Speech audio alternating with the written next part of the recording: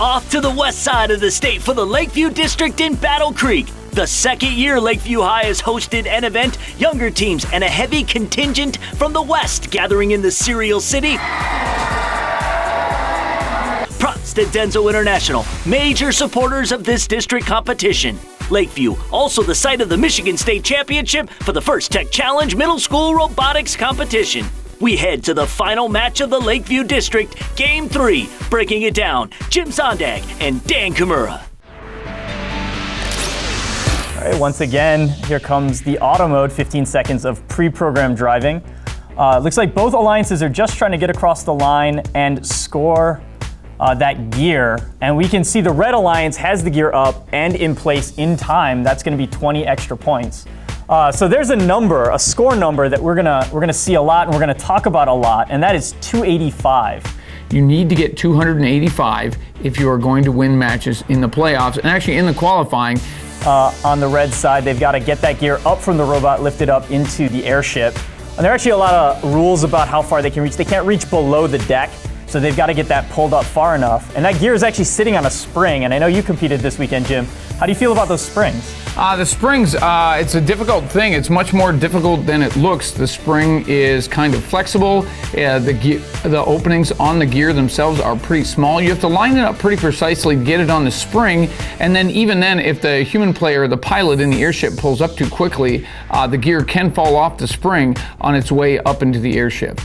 Yeah, and I only had to replace a dozen of those over the weekend. Yeah, they do get bent by robots coming at them at full speed, certainly. So another couple gears scored by both alliances. They're still a couple gears short from that third rotor, that all so critical third rotor. So we see 4003 for the Red Alliance. That's the Allendale team coming in to try to add another gear. In the human player up there, that pilot in the airship really signaling back to the drivers of what they need to do. But it's still, again, it's hard to get that lined up. It's a small gear, it's a small spring to put the gear on. So it's very easy to accidentally drop that on the ground. Yep. So again, almost parity on both sides. We got another gear and looks like gonna get the next rotor here for the Red Alliance, bringing them back into play. They dropped a couple of gears on the way there, but we still have a very close score. Red Alliance with a 20-point advantage from the autonomous mode. Looks like they're bringing the last gear up right now. Some quick motion by those pilots cranking. There it is. They got to crank that, three times or four times in order to get the rotors started. So now they have 155 points, maintaining that 20-point lead into the final seconds in the end game. You can see again, 5205. Their robot over here in blue, it looks like it has no power.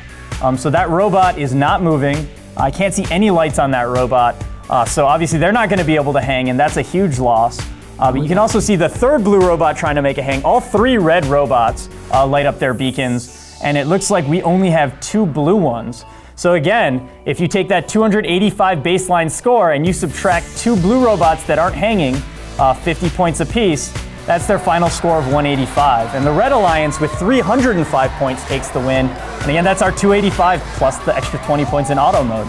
Yeah, but even with a good 305 score like that, 50% of that total score pretty much is coming from the final seconds and the end-game climbs by the three robots. Yeah, you cannot miss a hang in this game. I've been working with some of these people again for 4 years, and we've all been through it the 6 weeks, all the hard work and this blood, sweat, and tears that goes into it, and to cap it off like this, there's no words can't describe it.